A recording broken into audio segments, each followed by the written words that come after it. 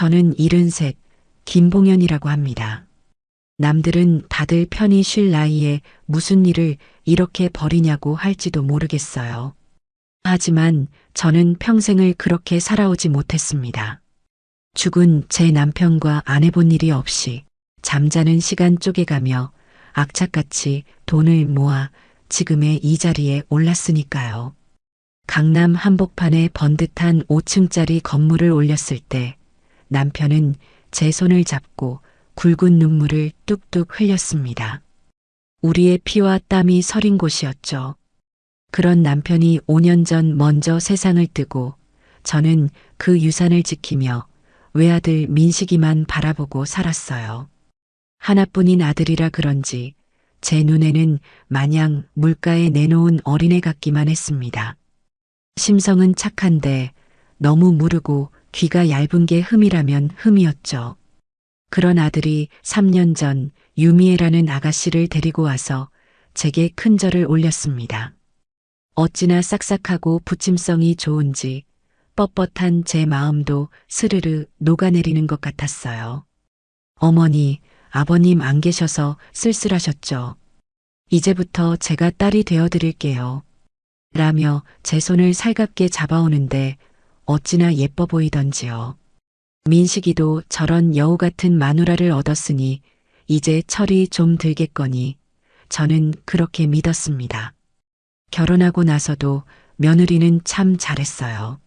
주말마다 반찬을 한가득 만들어 와서는 어머니 식사 거르지 마세요라며 살뜰히 챙겼고 어깨가 뭉쳤다고 하면 밤새도록 주물러 주기도 했죠. 동네 사람들도 모두 며느리 칭찬에 입이 마를 지경이었습니다. 김 여사님은 복도 많아. 요즘 세상에 저런 효부가 어디 있어. 그 말을 들을 때마다 제 어깨가 으쓱해지는 것 같았어요. 제 노후는 걱정 없겠구나. 민식이 내외에게 짐이 될 일은 없겠구나. 안심이 되었습니다. 그래서였을까요? 저는 큰 결심을 하게 된 겁니다. 어차피 언젠가 물려줄 재산 하루라도 빨리 아들 내외에게 넘겨주고 싶었어요. 그 아이들이 조금이라도 더 젊을 때 안정된 기반 위에서 훨훨 날개를 펼쳤으면 하는 마음이었죠. 하루는 아들 내외를 집으로 불렀습니다. 제가 가장 아끼는 자개상에 정성껏 차린 저녁상을 마주하고 앉았죠. 미애는 어머니, 이렇게 진수성찬을 저희 생일도 아닌데요 라며 호들갑을 떨었어요. 저는 그런 며느리를 지그시 바라보며 말했습니다. 미애야, 민식아, 내가 너희에게 큰 선물을 해주려고 한다. 제 말에 두 사람의 눈이 동그래졌어요. 강남에 있는 그 5층짜리 건물, 너희에게 미리 증여하려고 해. 순간 정적이 흘렀습니다. 아들 녀석은 어안이 벙벙한 얼굴이었고 며느리는 눈을 크게 뜨고 저를 쳐다보더군요. 이내 며느리의 눈에 눈물이 그렁그렁 맺히기 시작했어요. 어머니, 저희가 뭘 했다고 이렇게 큰 걸?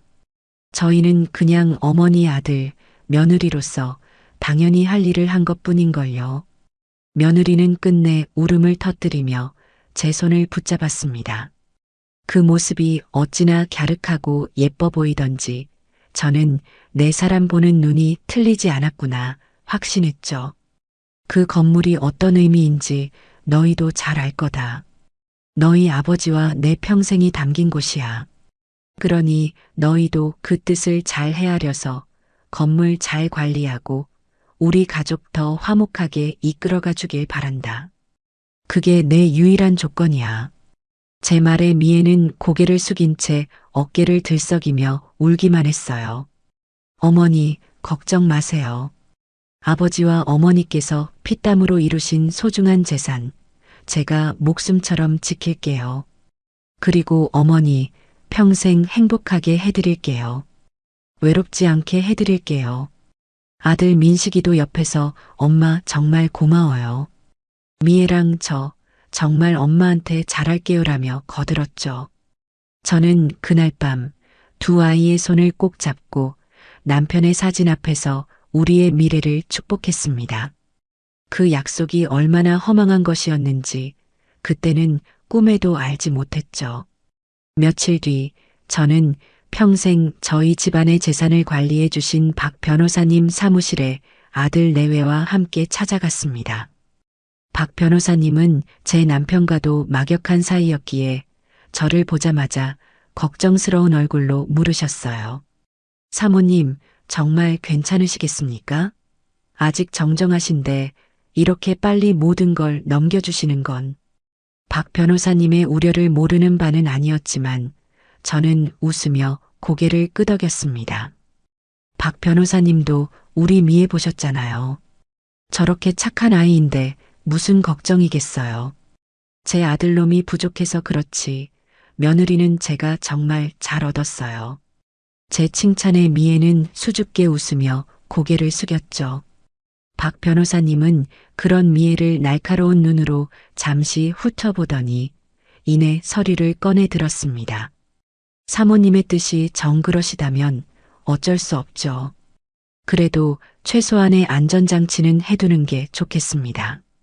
박 변호사님은 증여계약서의 특약 조항을 짚어주셨어요. 거기에는 수중자는 증여자에 대한 부양 의무를 성실히 이행하며 가족의 화목을 현저히 해하는 행위를 할 경우 증여자는 본 계약을 해지할 수 있다는 내용이 명시되어 있었죠. 저는 사실 이런 조항까지 넣고 싶지는 않았어요. 사람 사이에 믿음이 중요한 거지 법 조항으로 효도를 강요하는 것 같아 마음이 영 편치 않았거든요. 하지만 박 변호사님은 단호했습니다. 사모님, 세상 일은 모르는 겁니다. 사람 마음만큼 간사한 것도 없지요. 이건 사모님을 위해서이기도 하지만 저 아이들이 잠시라도 딴 마음을 품지 않게끔 하는 족쇄가 될 수도 있는 겁니다. 그 말을 듣는 며느리의 표정이 순간 굳어지는 것 같았지만 그것도 잠시였어요. 미애는 이내 활짝 웃으며 제 손을 잡았습니다. 어머니, 박 변호사님 말씀이 맞아요. 당연히 넣어야죠. 저는 이런 조항이 없어도 어머니 평생 모실 건데요. 뭘? 오히려 이런 게 있어야 어머니께서 더 안심이 되시죠. 어쩜 말도 저렇게 예쁘게 하는지. 저는 박 변호사님을 향해 거봐요. 내 말이 맞죠? 하는 눈빛을 보냈습니다. 아들 민식이도 옆에서 변호사님, 너무 걱정 마세요. 미애가 어떤 사람인데요? 라며 거들었죠. 결국 계약서에 서명을 하는 순간이 왔습니다. 미애는 조금의 망설임도 없이 자신의 이름을 적어 내려갔어요.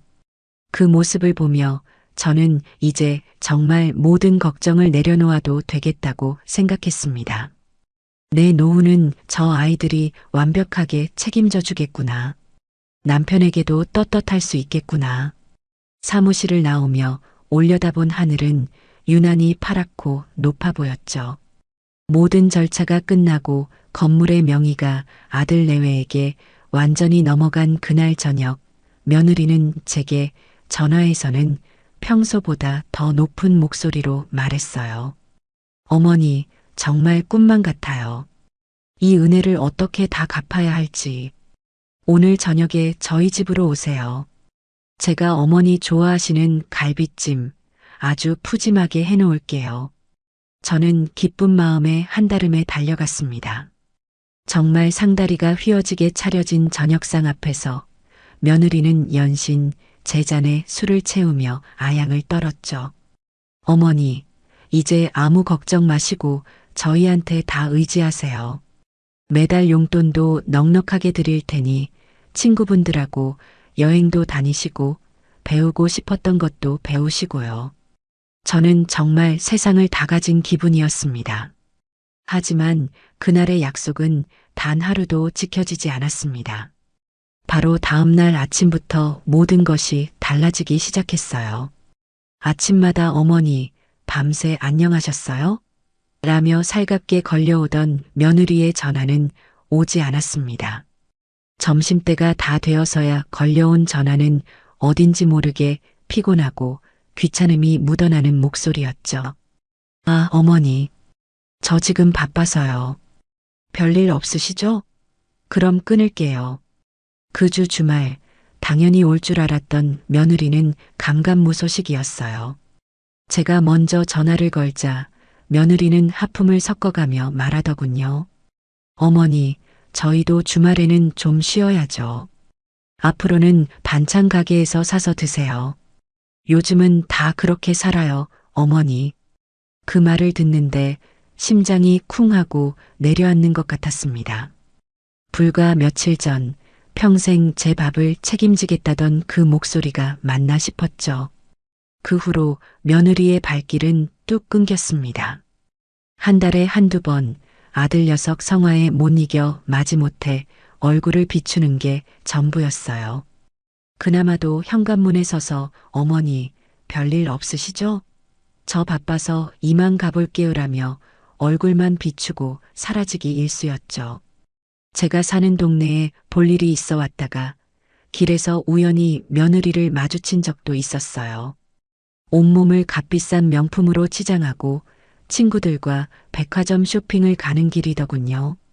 저를 발견한 며느리는 화들짝 놀라더니 이내 친구들에게 저를 그냥 아는 분이라고 소개했습니다. 그리고는 제게 다가와 작은 목소리로 쏘아붙였죠. 어머니, 여기까지는 어쩐 일이세요?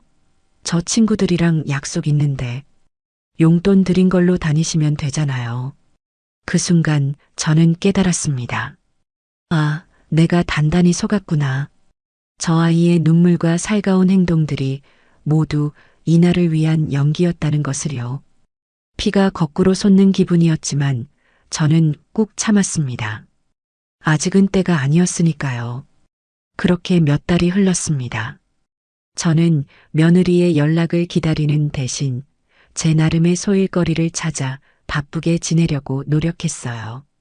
동네 노인정에도 나가고 평소 배우고 싶었던 서예도 시작했죠. 애써 며느리의 배신을 잊으려 했습니다. 아들 민식이의 얼굴을 봐서라도 제가 한번 참고 넘어가야 한다고 스스로를 다독였어요. 그러던 어느 날 저녁이었어요. 오랜만에 아들 내외가 과일 바구니를 하나 사들고 저를 찾아왔더군요. 저는 혹시나 하는 마음에 이제라도 정신을 차린 건가 싶어 내심 반가웠습니다. 며느리는 오랜만에 보는 제 앞에서 예전처럼 살갑게 웃고 있었어요. 어머니, 그동안 잘 지내셨어요? 저희가 너무 무심했죠. 저는 그 말에 마음이 또 스르르 녹아내리는 것을 느꼈습니다. 그런데 며느리가 꺼낸 다음 말은 제 기대를 완전히 박살내버렸죠. 어머니, 다름이 아니라요. 제가 회사에서 능력을 인정받아서요. 한 달 정도 해외 연수를 다녀오게 됐어요. 중요한 기회라 거절할 수가 없어서요. 저는 서운한 마음이 들었지만 며느리의 앞날을 위한 일이라니 축하해줘야겠다고 생각했어요. 그래, 잘 됐구나. 몸 건강히 잘 다녀오너라. 아들 민식이도 옆에서 신이 나서 거들었어요. 엄마, 미애가 얼마나 똑똑한지 아시잖아요.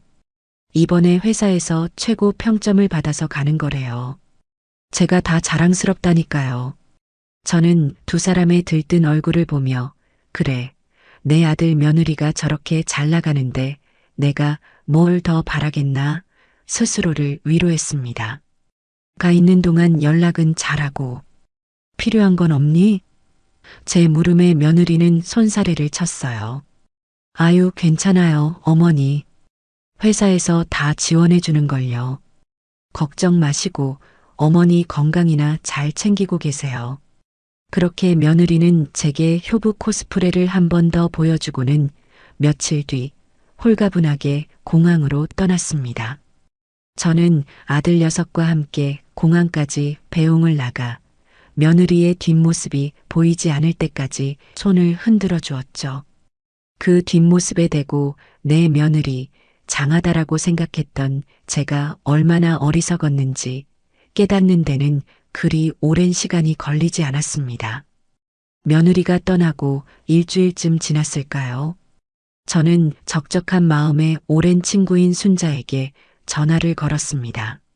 순자는 딸네 집에 가 있다며 한참을 손주 자랑을 늘어놓더군요. 그러다 대뜸 제게 물었어요. 봉연아, 너희 아들 며느리 지금 유럽 가 있지? 우리 딸이 인스타인가 뭔가에서 봤다는데 너희 손녀가 사진을 올렸더라. 아주 근사한 데서 찍었던데 그 순간 전화기를 든 제 손이 그대로 굳어버렸습니다. 유럽이라니 회사 연수를 간다던 애가 왜 유럽에 있단 말인가. 순자야, 그게 무슨 소리야. 우리 며느리는 회사 일로 미국에 갔는데 제 말에 순자가 더 이상하다는 듯 말했어요. 아니야, 파리 에펠탑 앞에서 찍은 사진이라던데 사돈댁 식구들도 다 같이 있는 것 같다고. 우리 딸이 그러는데 할머니, 할아버지와 함께하는 즐거운 유럽 일주 라고 적혀 있었다더라.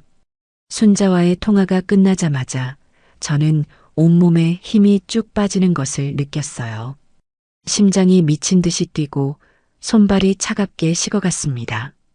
저는 평생 그런 SNS라는 것을 해본 적이 없었지만 그 순간만큼은 어떻게든 그 사진을 제 눈으로 확인해야겠다는 생각뿐이었죠. 저는 옆집에 사는 젊은 세댁에게 달려가 자초지종을 설명하고 손녀의 SNS를 찾아봐 달라고 부탁했습니다. 젊은 세댁은 잠시 휴대폰을 두드리더니 이내 제게 화면을 보여주었어요. 화면 속에는 활짝 웃고 있는 며느리와 사돈 부부, 그리고 제 손녀가 서 있었습니다. 그들의 배경으로는 찬란하게 빛나는 에펠탑이 서 있었죠. 사진 밑에는 순자가 말한 그대로 할머니, 할아버지와 함께하는 즐거운 유럽 일주, 엄마 아빠 최고 라는 글이 적혀 있었어요. 제 눈을 의심했습니다. 저 환하게 웃고 있는 얼굴, 제가 알던 그 며느리가 맞나요? 회사 연수라던 그 말은 저를 완벽하게 속이기 위한 새빨간 거짓말이었던 겁니다. 심지어 제 아들 민식이 녀석도 그 사진 속에 있었어요. 저를 완벽하게 속인 공범이었던 거죠. 온몸의 피가 차갑게 식는 기분이었습니다. 배신감에 떨리는 손으로 휴대폰을 들고 며느리에게 전화를 걸었습니다. 신호가 한참 가더니 시끄러운 음악 소리와 함께 며느리의 목소리가 들려왔어요. 여보세요? 평소에 그 상냥한 목소리가 아니었어요. 귀찮음과 짜증이 가득 묻어나는 목소리였죠. 저는 떨리는 목소리를 가다듬고 말했습니다. 미애야, 나다. 지금 어디니? 제 목소리를 확인한 며느리는 잠시 말이 없더군요. 이내 한숨을 푹 쉬며 말했습니다. 아, 어머니. 전화하셨어요? 저 지금 바쁜데. 바빠? 회사 연수 간 사람이 뭐가 그리 바빠. 내가 지금 너희들 사진을 봤다. 유럽이라며? 제 추궁의 며느리는 더 이상 숨길 생각이 없는 듯 당당하게 나오기 시작했어요. 아, 그거요. 다 말씀드리려고 했어요. 어쩌다 보니 그렇게 됐네요. 기가 막혀서 말이 나오지 않았습니다. 어쩌다 보니 나를 이렇게 감쪽같이 속여놓고 어쩌다 보니라고. 제 목소리가 점점 커졌지만 며느리는 눈 하나 깜짝하지 않았어요. 오히려 저를 나무라는 듯한 말투였죠. 어머니, 너무 그렇게 화내지 마세요.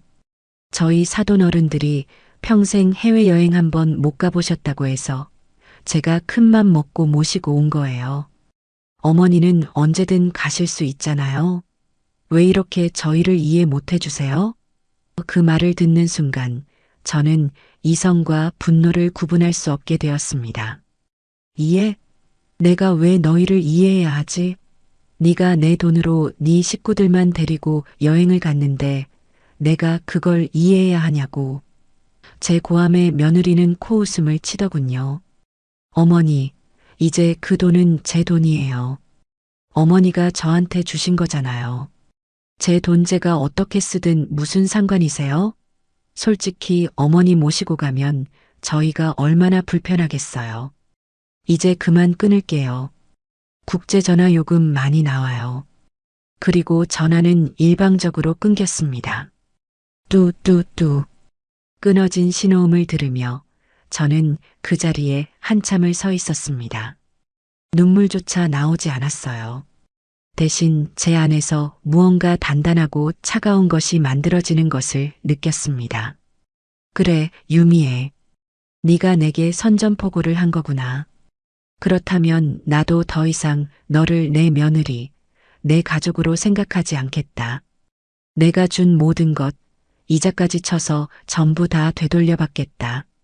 그날 밤 저는 한숨도 자지 못하고 동이 트기만을 기다렸습니다.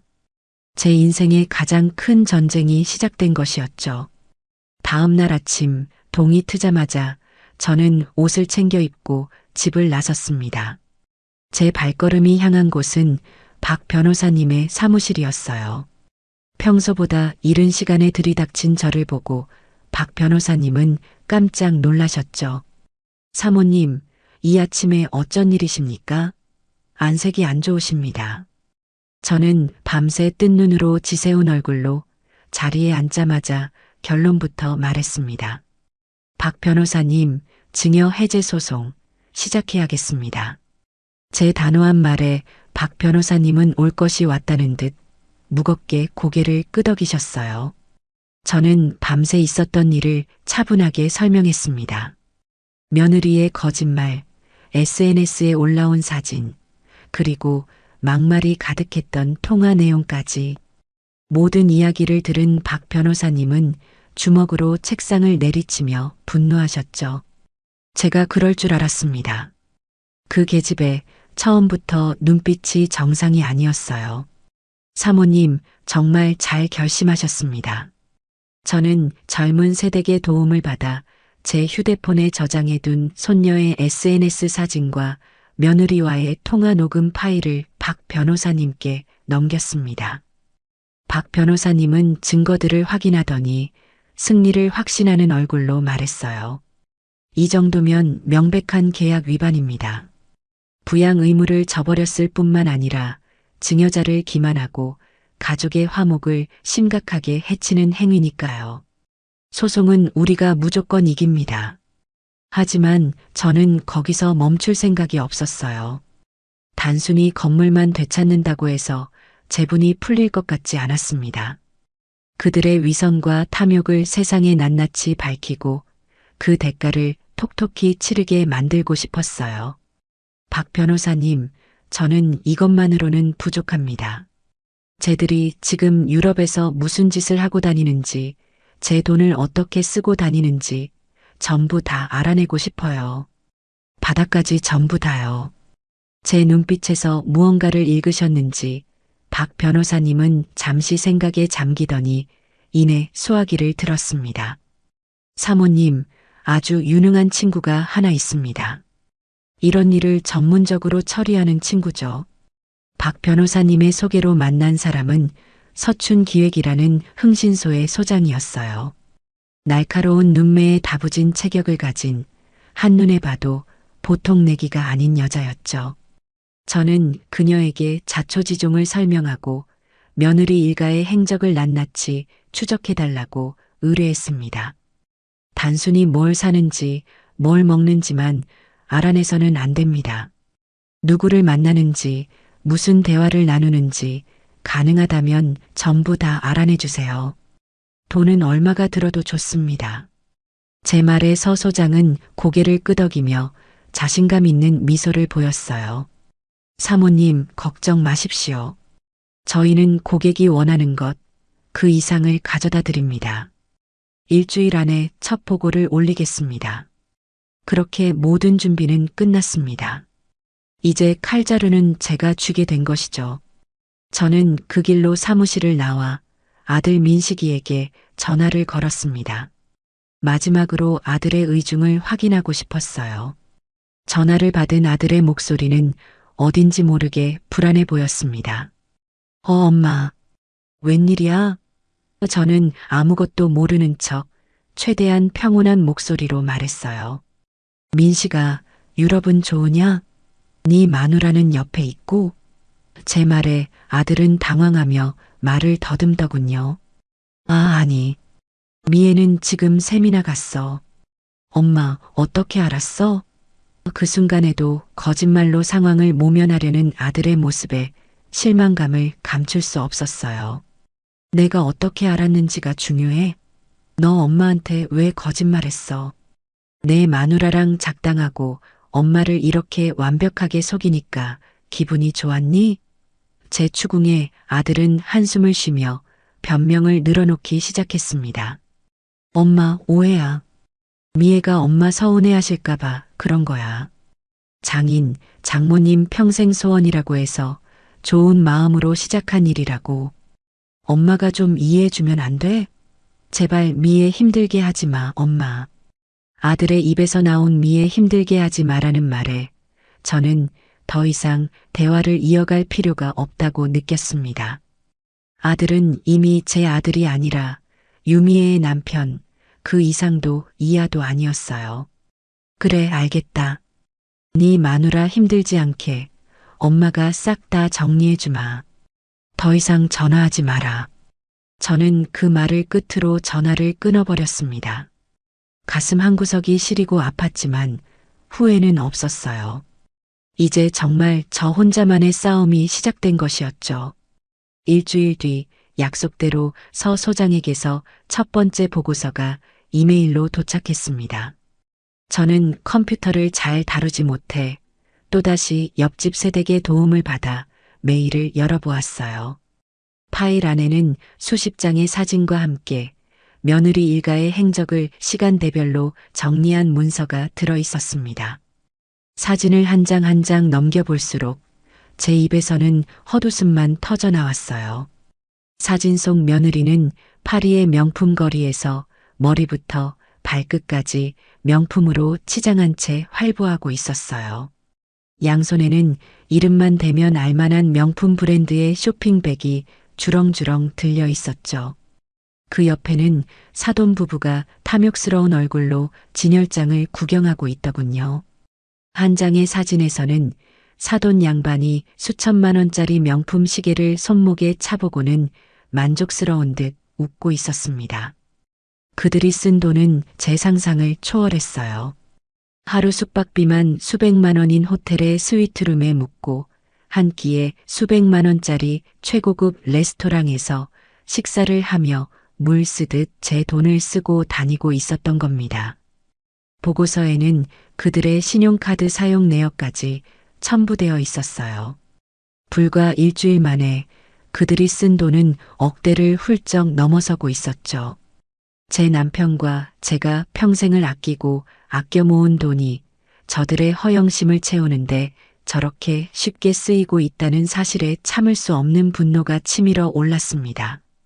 하지만 저는 감정을 다스리고 곧바로 박 변호사님께 전화를 걸었어요. 박 변호사님, 증거는 충분하고도 넘칩니다. 지금 당장 다음 단계를 진행해 주십시오. 제 말에 박 변호사님은 기다렸다는 듯 힘있는 목소리로 대답했습니다. 네, 사모님. 바로 법원에 부동산 처분 금지 가처분 신청을 접수하겠습니다. 이제 저들이 건물을 담보로 대출을 받거나 다른 사람에게 팔아치우는 일은 불가능해질 겁니다. 법적인 조치가 시작되었다는 말에 조금이나마 마음이 놓이는 것 같았어요. 이것은 제 반격의 시작을 알리는 신호탄이었죠. 가처분 신청이 받아들여졌다는 연락을 받은 바로 그날 저녁, 저는 뜻밖의 전화를 받았습니다. 발신번호를 보니 국제전화더군요. 며느리인가 싶어 전화를 받았는데 수화기 너머에서는 앙칼진 여자의 목소리가 들려왔어요. 바로 제 사돈이었습니다. 사부인, 지금 제정신이세요? 우리 미애한테 대체 무슨 짓을 한 거예요? 다짜고짜 소리를 지르는 사돈의 목소리에 저는 차분하게 대답했습니다. 제가 무슨 짓을 했나요? 저는 제 재산을 지키기 위해 당연한 일을 했을 뿐입니다. 제 말에 사돈은 더욱 기가 막히다는 듯이 고함을 쳤죠. 당연한 일? 이미 우리 미애한테 준 건물을 왜 이제 와서 팔지도 못하게 막아요? 사부인 그렇게 욕심이 많아서 천벌받아요. 어디서 늙은이가 추하게. 사돈의 입에서는 차마 입에 담지 못할 막말들이 쏟아져 나왔습니다. 평생을 고상하게 살아왔다고 자랑하던 그 여자의 본 모습이었죠. 저는 더 이상 그 말을 듣고 있을 필요가 없었습니다. 그렇게 악쓰실 시간에 따님 교육이나 제대로 시키시지 그러셨어요. 남의 돈을 날로 먹으려고 했던 대가가 어떤 건지 제가 법정에서 똑똑히 보여드릴 테니. 그리고 다시는 저한테 전화하지 마세요. 불쾌하니까. 저는 그 말을 끝으로 단호하게 전화를 끊어버렸습니다. 이제 그들에게 남은 것은 한국으로 돌아와 법의 심판을 받는 것뿐이었죠. 저는 차가운 미소를 지으며 창밖에 펼쳐진 서울의 야경을 내려다보았습니다. 유미애, 네가 아주 큰 실수를 한 거야. 이 김봉연이가 어떤 사람인지 이제부터 뼈저리게 느끼게 해줄 테니. 법적인 조치가 들어갔다는 소식이 유럽에 있는 며느리 귀에 들어가는 데는 그리 오랜 시간이 걸리지 않았습니다. 국제우편으로 발송된 서류가 그들의 호화로운 호텔 스위트룸에 도착하기까지는 며칠이 걸렸지만 박 변호사님이 이메일로도 통지서를 보내두었거든요. 제가 사돈의 광기 어린 전화를 받고 이틀쯤 지났을까요? 드디어 주인공에게서 전화가 걸려왔습니다. 발신번호를 확인하니 여전히 프랑스더군요. 저는 심호흡을 한번 하고 최대한 차분한 목소리로 전화를 받았습니다. 여보세요. 수화기 너머에서는 몇 초간 아무 소리도 들리지 않았어요. 거친 숨소리만 간간히 들려왔죠. 이내 제 고막을 찢을 듯한 며느리의 비명이 터져 나왔습니다. 어머니, 지금 저한테 무슨 짓을 하신 거예요? 이게 다 진짜예요? 저는 태연하게 대답했어요. 무슨 짓이라니? 나는 내 것을 되찾기 위한 정당한 절차를 밟고 있을 뿐이다. 제 말에 며느리는 이성을 잃은 듯 악을 쓰기 시작했습니다. 내 것이라니, 이건 이제 내 건물이라고요. 어머니가 저한테 주신 거잖아요. 그런데 이제 와서 팔지도 못하게 막아놓으면 어떡해요? 우리 아빠 사업 시작해야 하는데 어머니가 다 망쳐놨어요. 마지막 말에서 저는 며느리의 진짜 속내를 다시 한번 확인할 수 있었죠. 결국 그 돈은 아들 내외의 행복한 미래를 위한 것이 아니라 사돈네의 사업 미천이었던 겁니다. 그래서 나를 속이고 네 식구들끼리 유럽으로 날라서 사업 구상이라도 하고 있었니? 내 돈으로? 제 비아냥의 며느리는 잠시 말을 잇지 못하더니 이내 더 교활한 목소리로 말하기 시작했어요. 어머니, 정말 이렇게까지 하실 거예요? 민식 씨, 당신 아들이에요. 당신 아들 앞길 막아서 좋을 거 뭐 있어요? 이 소송, 결국 진흙탕 싸움밖에 더 되겠어요? 사람들 다 어머니 욕할 거라고요. 늙어서 욕심만 많아가지고 자식 재산 뺏는다고. 그 협박을 듣고 있자니 어이가 없어서 웃음이 나왔습니다. 사람들이 내 욕을 할지 아니면 시어머니 뒤통수 치고 그 돈으로 제 식구들 배만 불리려던 너를 욕할지 그건 법정에서 가려보면 알게 되겠지. 그리고 민식이는 더 이상 네가 입에 올릴 내 아들이 아니다.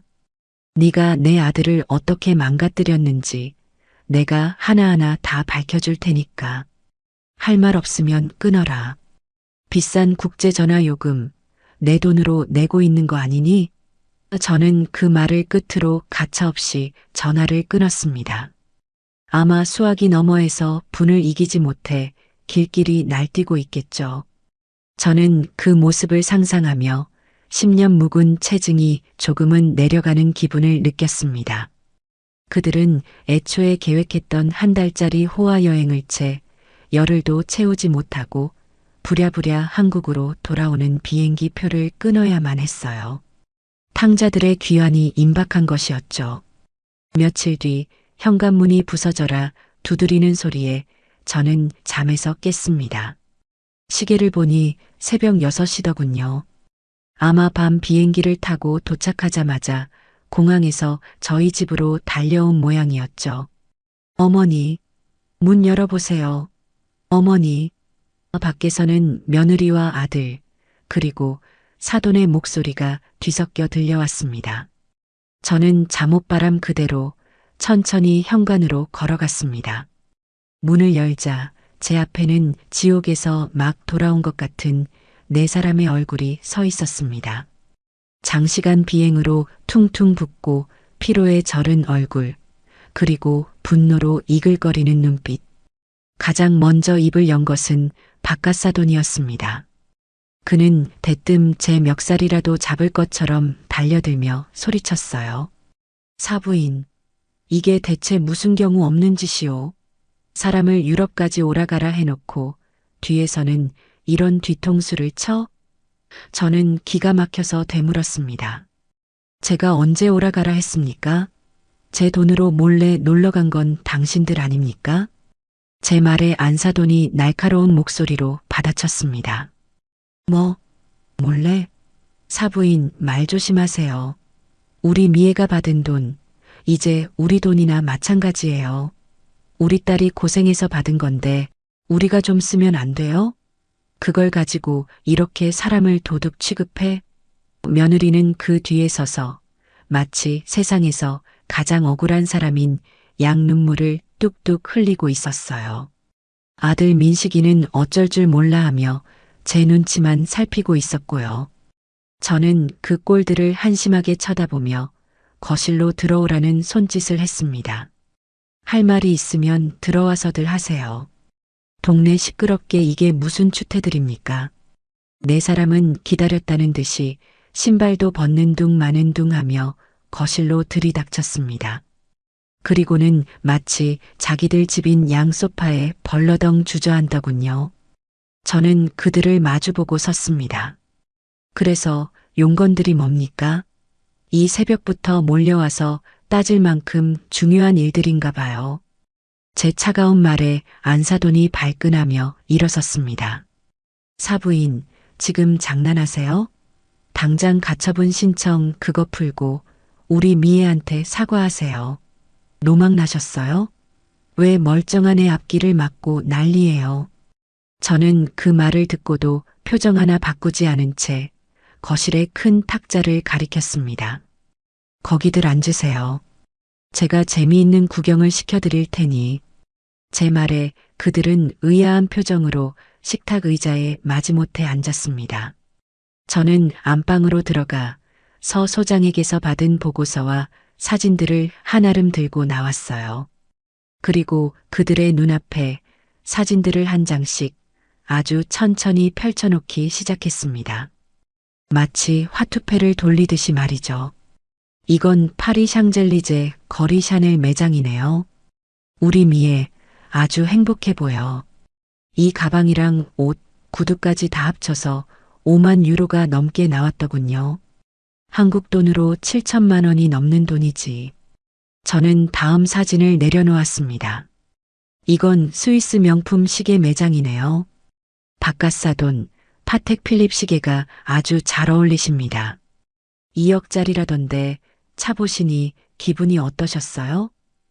박갓사돈의 얼굴이 하얗게 질리기 시작했습니다. 저는 멈추지 않았어요. 이건 미슐랭 3스타 레스토랑 영수증. 한 끼 식사에 800만 원.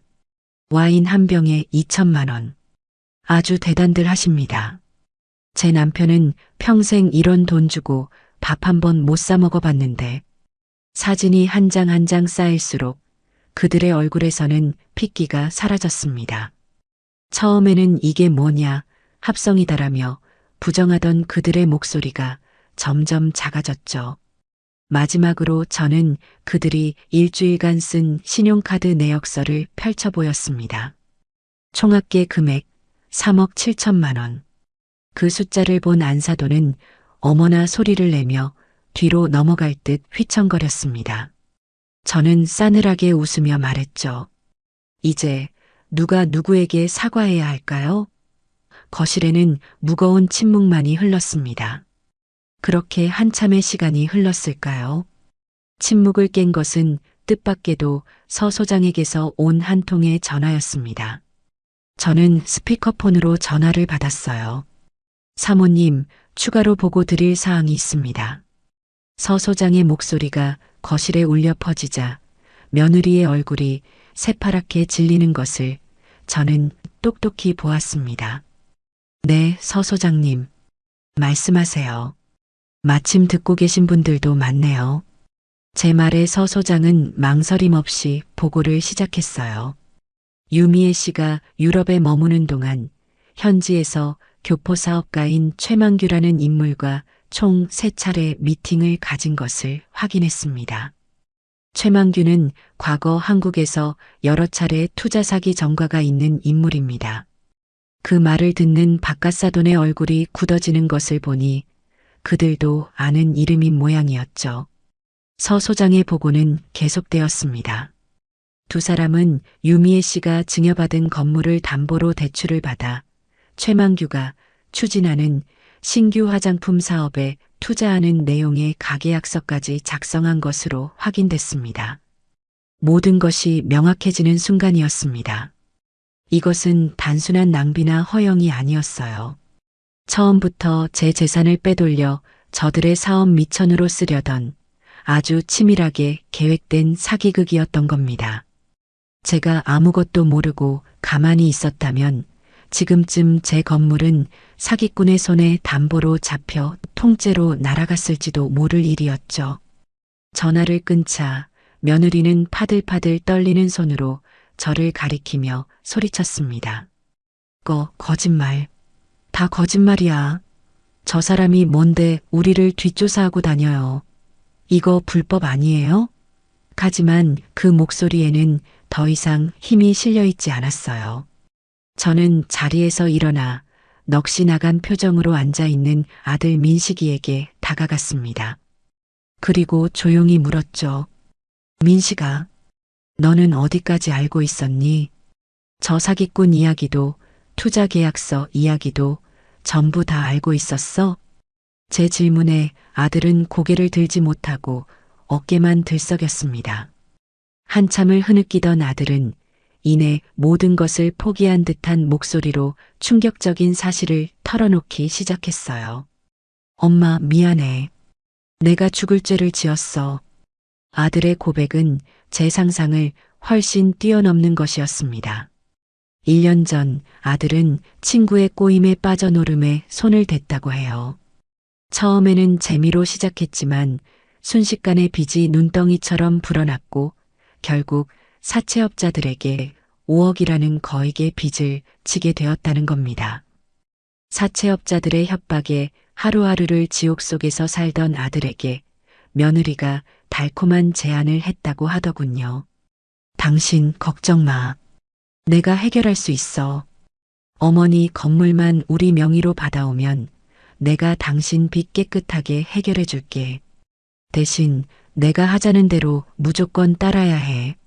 모든 퍼즐 조각이 맞춰지는 순간이었습니다. 며느리는 아들의 약점을 틀어준 채 이 모든 사기극을 기획하고 아들을 공범으로 끌어들인 것이었죠. 아들은 사채 빚을 갚을 수 있다는 말에 이성을 잃고 며느리의 꼭두각시 노릇을 자처했던 겁니다. 제가 증여를 결심하도록 옆에서 바람을 잡고 유럽 여행 거짓말에 동조하고 제가 진실을 추궁할 때마다 며느리의 편을 들었던 모든 행동이 이해가 되었습니다. 저는 아들을 바라보았습니다. 한심하고 멍청하고 어리석었지만 결국 제 뱃속으로 낳은 제 자식이었습니다. 며느리의 협박과 자신의 죄책감 사이에서 얼마나 고통스러웠을지 생각하니 분노보다도 안타까운 마음이 먼저 들었어요. 하지만 며느리는 그런 아들을 비웃으며 쏘아붙였습니다. 뭐, 내가 시켰다고? 웃기지 마, 고민식. 너가 먼저 나한테 무릎 꿇고 빌었잖아. 사채업자들한테 죽게 생겼으니까 제발 살려달라고. 그래서 내가 어머니한테 머리 숙여가면서 돈 받아내서 네 빚 갚아준 거 아니야. 그런데 이제 와서 나한테 다 뒤집어 씌워. 너 진짜 인간 쓰레기다. 며느리는 아들의 빚을 갚아준 것을 무슨 큰 시혜라도 베푼 것처럼 말했지만 그 돈 역시 제 돈이었죠. 모든 진실이 밝혀지자 사돈 부부는 더 이상 이곳에 있다가는 자기들도 한 통 속으로 묶일 거라 생각했는지 슬금슬금 자리에서 일어나 현관으로 향했습니다. 안사돈은 저를 향해 우리는 아무것도 몰랐어요. 다 저놈이 우리 미애를 꼬드긴 거라고요. 라는 말도 안 되는 변명을 남기고는 주랭랑을 쳤습니다. 순식간에 거실에는 저와 아들, 그리고 며느리, 세 사람만이 남았습니다. 이제 이 지긋지긋한 관계의 끝을 봐야 할 시간이었습니다. 저는 넋이 나간 채 바닥에 주저앉아 있는 아들을 일으켜 세웠습니다. 그리고 아들의 눈을 똑바로 쳐다보며 말했죠. 고민식, 너에게 마지막 기회를 주겠다. 제 목소리는 얼음장처럼 차가웠습니다. 지금이라도 모든 걸 바로잡을 수 있는 기회야. 법정에 서서 네가 저지른 짓, 그리고 저 여자가 너한테 한 짓 전부 다 사실대로 증언해라. 그래서 네 죗값을 깨끗하게 치르고 새 사람으로 다시 태어나. 그게 네가 어미인 나에게 할 수 있는 유일한 속죄다. 아들은 눈물 콧물을 쏟아내며 차마 고개를 들지 못했어요. 하지만 만약 네가 끝까지 저 여자의 편에 서서 나를 기만한다면 그 순간 너는 더 이상 내 아들이 아니다. 내 유산 단 1원도 너한테는 돌아가지 않을 거고 나 역시 너를 평생 보지 않을 거야. 선택은 네 몫이다. 제 말이 끝나자마자 옆에 서 있던 며느리가 비웃으며 끼어들었습니다. 어머니, 지금 협박하시는 거예요? 민식 씨, 똑똑히 들었지? 당신 어머니는 당신보다 저 건물이 더 중요한 사람이야. 저 건물을 되찾을 수만 있다면 아들인 당신을 감옥에 보내는 것도 아무렇지 않은 사람이라고. 며느리는 아들의 팔을 잡아 끌며 아주 교활한 목소리로 속삭였습니다. 여보, 정신 차려. 지금 당신 어머니 말대로 하면 우리 둘 다 끝장이야. 당신 노른 빚, 그거 세상에 알려지면 당신 인생 어떻게 될 것 같아? 직장도 친구도 다 잃게 될걸? 하지만 나랑 같이 있으면 달라.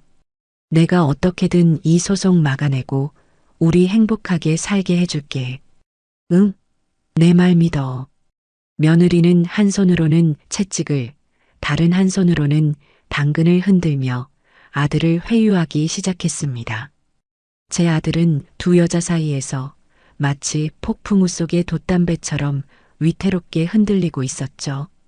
저는 아들의 선택을 그저 묵묵히 기다릴 뿐이었습니다.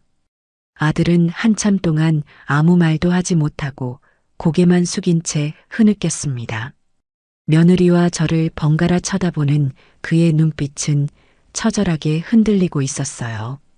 며느리는 그런 아들의 어깨를 감싸 안으며 거의 다 넘어왔다는 듯 승리의 미소를 짓고 있었죠. 하지만 그 순간 아들은 며느리의 손을 뿌리쳤습니다. 그리고 비틀거리는 걸음으로 제 앞에 와서 무릎을 꿇었습니다. 엄마, 내가 잘못했어. 내가 다 잘못했어. 엄마 말대로 할게. 법정에 서서 내가 아는 거 전부 다 말할게. 벌 달게 받을게. 그러니까 제발, 제발 나 한 번만 용서해줘. 엄마. 아들은 어린아이처럼 울부짖으며 제 다리를 붙잡았습니다. 그 모습을 본 며느리의 얼굴은 순식간에 악기처럼 변했어요. 뭐? 고민식, 너 지금 제정신이야? 나를 배신하겠다고? 야, 너 내가 누군지 잊었어? 내가 네 목숨줄 쥐고 있는 거 안 보여. 며느리의 바라게도 아들은 저에게서 눈을 떼지 않았습니다.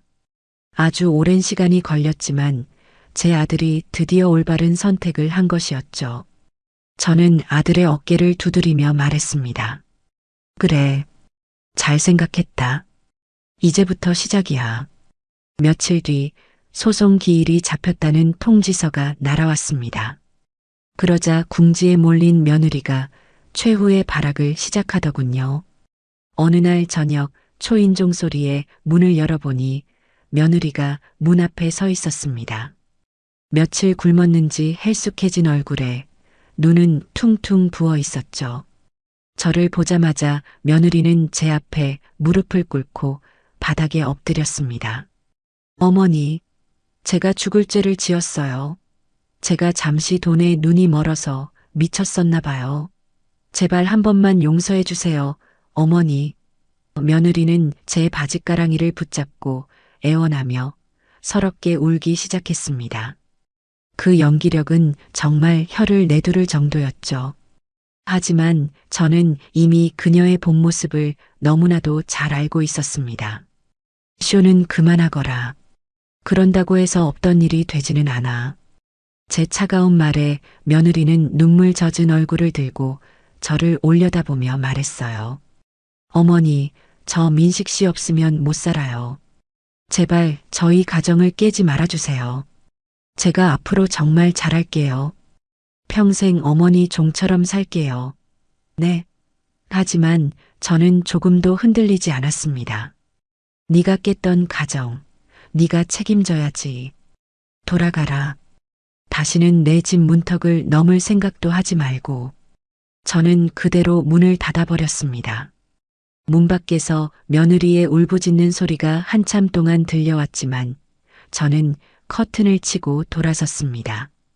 그렇게 눈물 연기가 통하지 않자 며느리는 다음 수순으로 넘어갔습니다.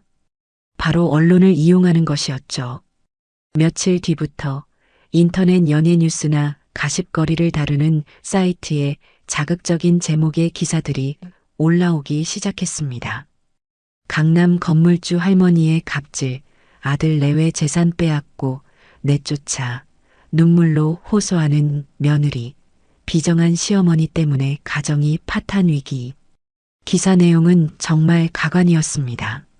제가 처음부터 아들의 결혼을 반대했으며 며느리를 구박했고 아들 내외가 열심히 모은 돈으로 산 집을 제가 빼앗으려고 소송을 걸었다는 완벽한 허구의 소설이었죠.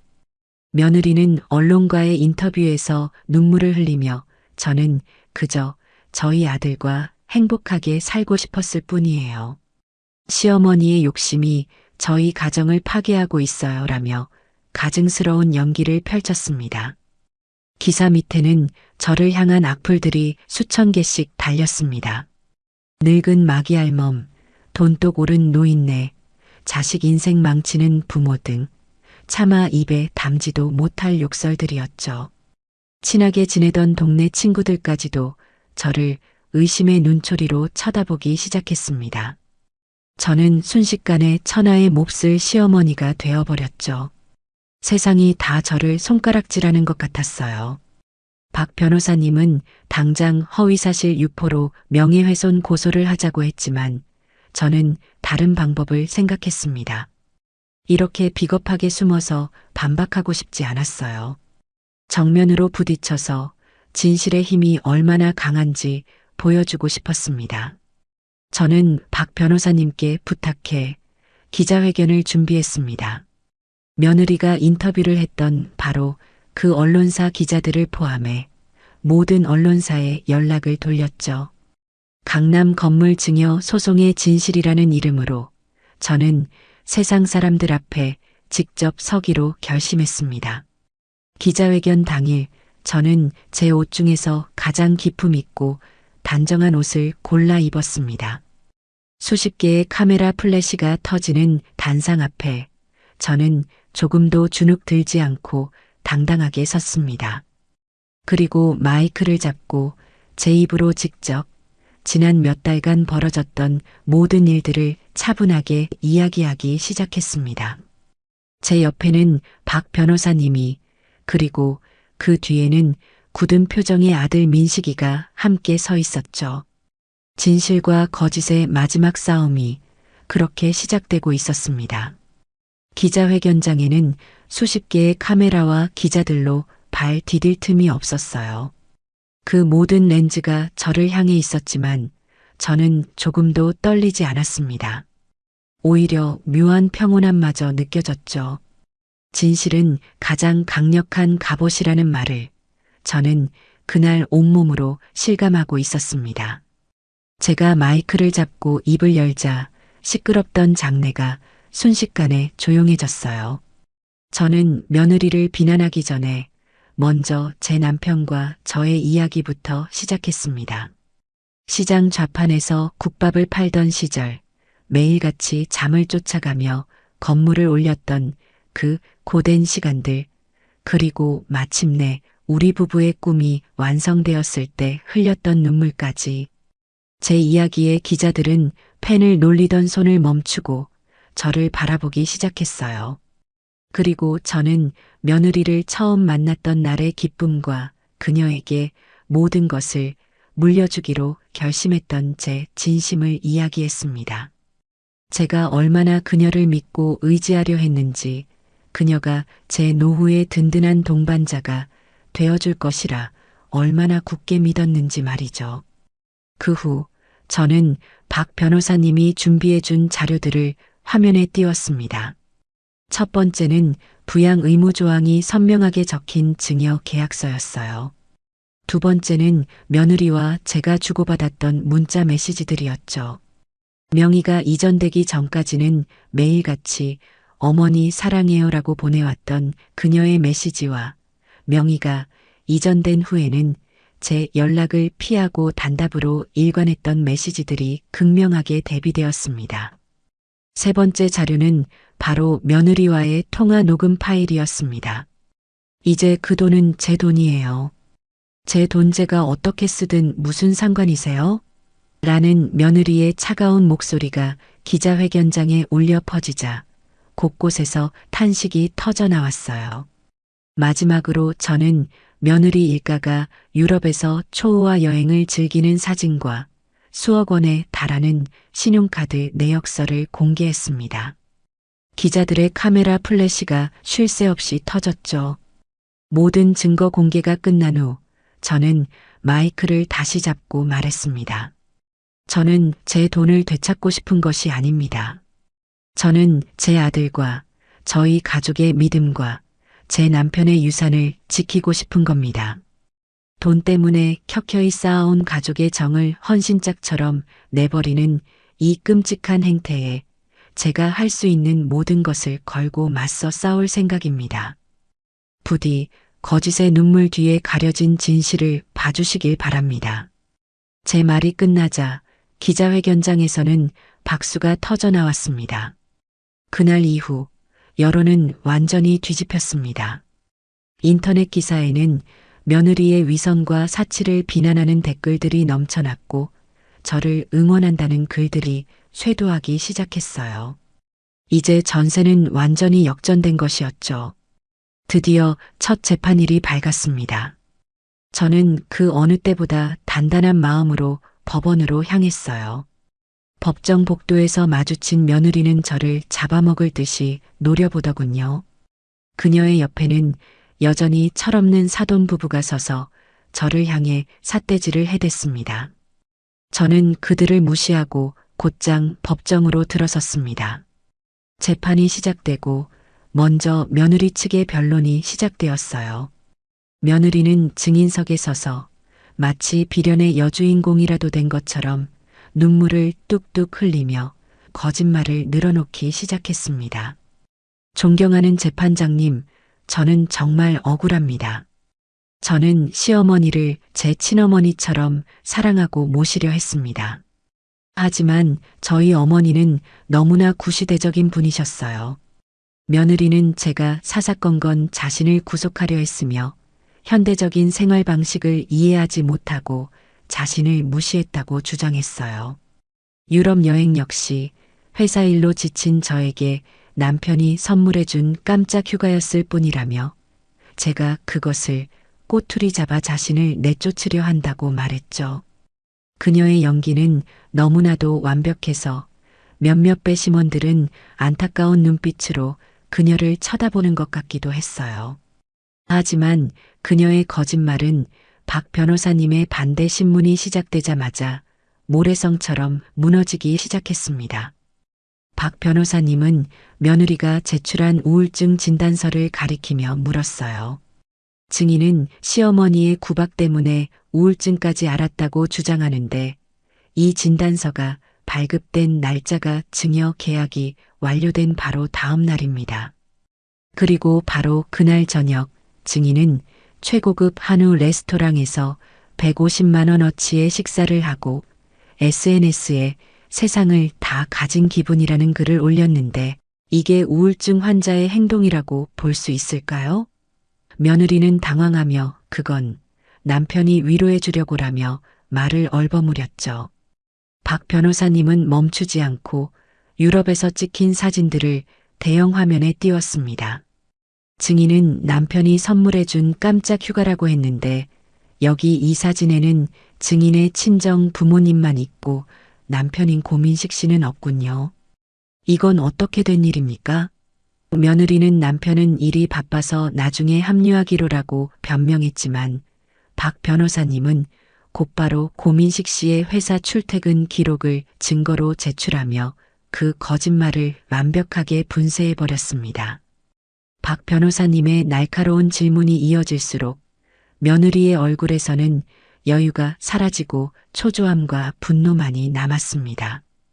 다음 증인으로는 안사돈이 나왔습니다.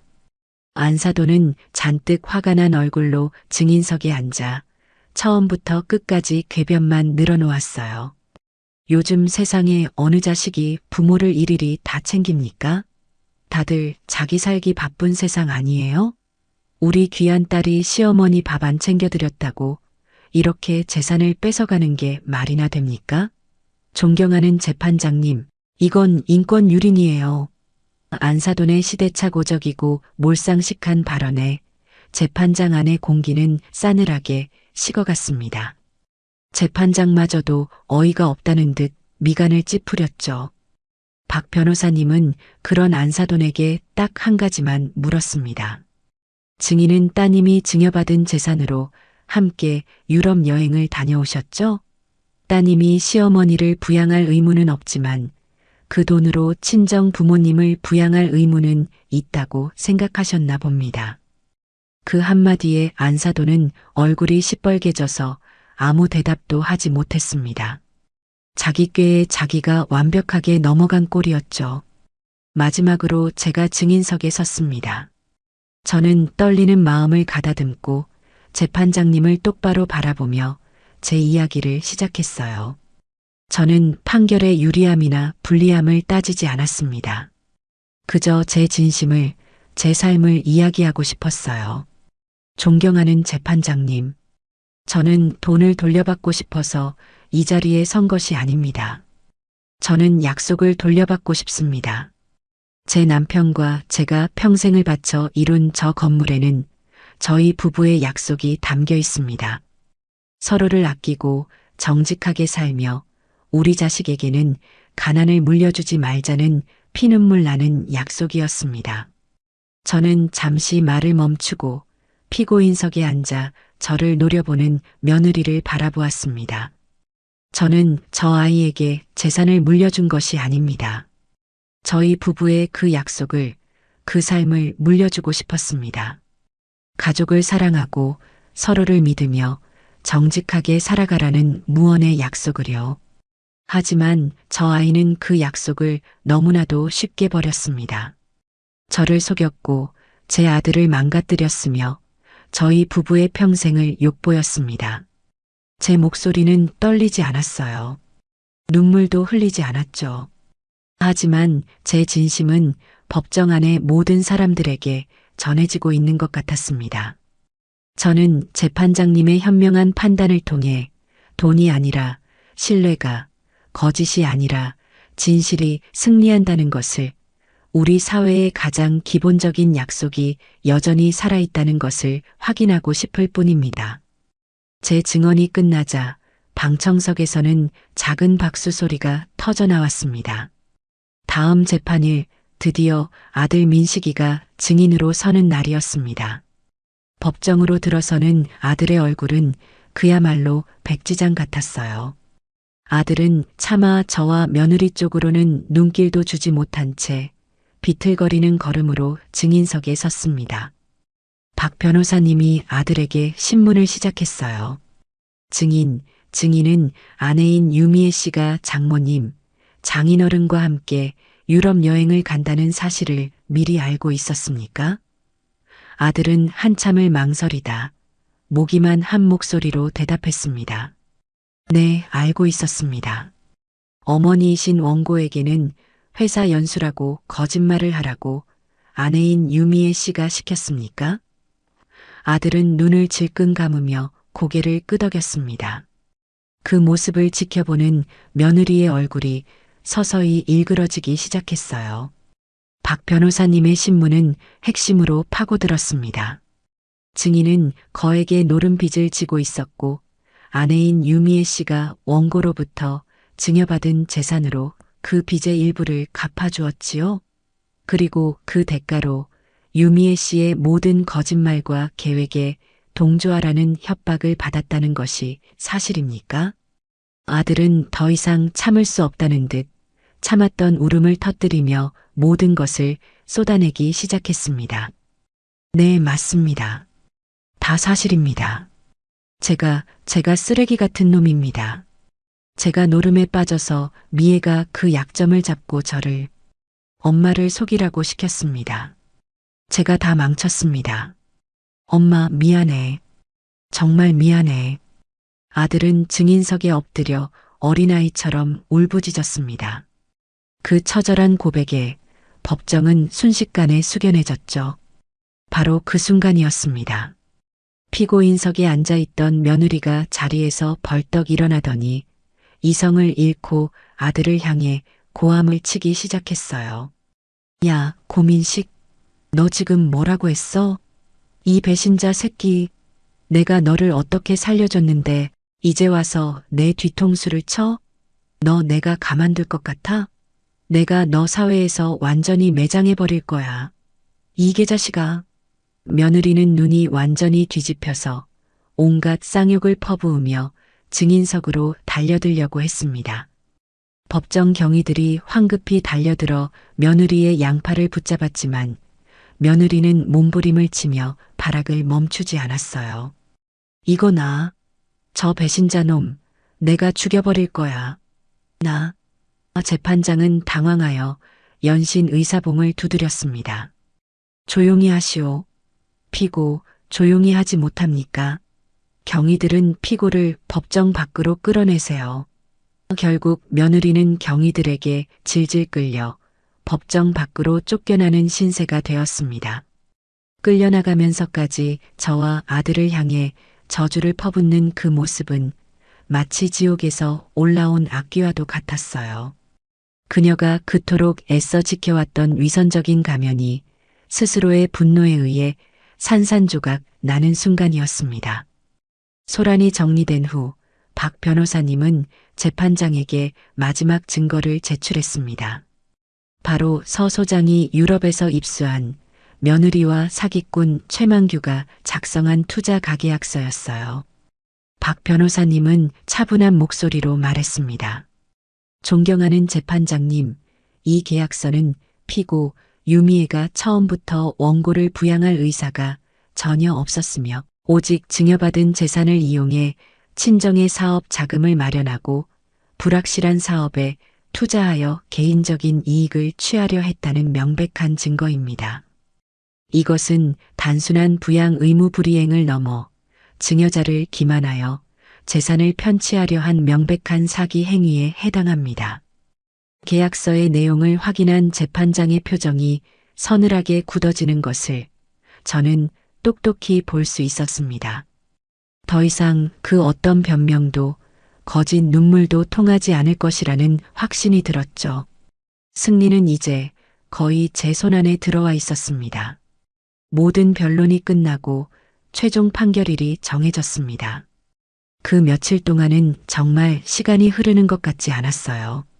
온갖 생각들이 머릿속을 떠나지 않았죠. 제 아들 민식이는 어떻게 될까? 저 어리석은 며느리는 또 어떤 모습으로 나타날까? 그리고 나는 모든 것이 끝난 후에 과연 행복해질 수 있을까? 기자회견 이후 저를 응원해주던 많은 사람들 덕분에 힘을 얻었지만 마음 한구석이 허전하고 시린 것은 어쩔 수가 없었어요. 아들은 작은 여관방에 머물며 재판 결과를 기다리고 있다고 들었어요. 저에게 몇 번이나 전화를 걸어왔지만 저는 받지 않았습니다. 아직은 아들의 목소리를 들을 준비가 되지 않았거든요. 다만 박 변호사님을 통해 담담하게 결과를 받아들이고 내 죗값을 치를 준비를 하거라는 말만 전했을 뿐입니다. 드디어 판결일이 되었습니다. 저는 며칠 전보다 더 많은 기자들과 사람들에게 둘러싸여 법원으로 들어섰습니다. 법정 안은 방청객들로 가득 차 앉을 자리조차 없었어요. 잠시 후 피고인석으로 며느리가 변호사와 함께 들어왔습니다. 며칠 전 법정에서 추태를 부리던 모습은 온데간데 없고 아주 초췌하고 수척해진 얼굴이었어요. 하지만 저를 바라보는 그 눈빛만은 여전히 도끼로 가득 차 있었죠. 드디어 재판장이 법정에 들어서고 모두가 자리에서 일어났습니다. 길고 무거운 침묵 끝에 재판장이 판결문을 읽어 내려가기 시작했어요. 피고 유미애는 증여자인 원고 김봉연에 대한 부양 의무를 현저히 해태하였으며 증여자를 기만하여 재산을 편취하려는 의도가 있었음이 명백히 인정된다. 또한 증여계약의 근본적인 신뢰관계를 파괴한 책임이 전적으로 피고에게 있다 할 것이다. 이에 재판부는 원고와 피고 사이에 체결된 부동산 증여계약이 무효임을 선언한다. 피고는 원고에게 해당 부동산의 소유권을 즉시 이전하고 소송 비용 전액을 부담하라. 판결이 내려지는 순간 제 눈에서 뜨거운 눈물이 흘러내렸습니다. 슬픔의 눈물이 아니었어요. 제 평생의 삶과 남편의 명예를 지켜냈다는 안도감, 그리고 정의가 살아있다는 것에 대한 감사함의 눈물이었죠. 박 변호사님은 제 어깨를 가만히 두드려 주었고 방청석에서는 큰 박수가 터져 나왔습니다. 저는 고개를 돌려 아들 민식이를 바라보았어요. 아들은 방청석 맨 뒷자리에 앉아 고개를 숙인 채 온몸을 들썩이며 울고 있었습니다. 그 눈물의 의미는 아마 저와는 많이 달랐을 겁니다. 며느리는 판결을 믿을 수 없다는 듯 멍하니 재판장을 바라보다가 이내 자리에 풀썩 주저앉고 말았어요. 모든 것이 끝난 것이었죠. 법정을 나서자 수십 명의 기자들이 저에게 몰려들었습니다. 사모님, 승소하신 소감이 어떠십니까? 앞으로 아드님과의 관계는 어떻게 하실 겁니까? 등 질문들이 쏟아졌어요. 저는 카메라를 향해 허리를 꼿꼿이 세우고 준비해 온 말을 전했습니다. 오늘의 판결은 저 개인의 승리가 아니라고 생각합니다. 이것은 가족이라는 이름 뒤에 숨어서 욕심을 채우려던 불의에 대한 우리 사회의 상식적인 승리입니다. 저는 오늘 되찾은 저희 남편의 유산을 이제는 더 의미 있는 곳에 사용하고자 합니다. 지켜봐 주시고 응원해 주신 모든 분들께 진심으로 감사드립니다. 제 짧은 소감이 끝나자 기자들 사이에서도 다시 한번 박수가 터져 나왔습니다. 저는 더 이상 뒤를 돌아보지 않고 박 변호사님의 부축을 받으며 천천히, 아주 천천히 법원을 빠져나왔습니다. 오랜만에 보는 바깥의 햇살이 유난히 따스하게 느껴지는 오후였어요. 그 후의 일들은 아주 빠르게 진행되었습니다.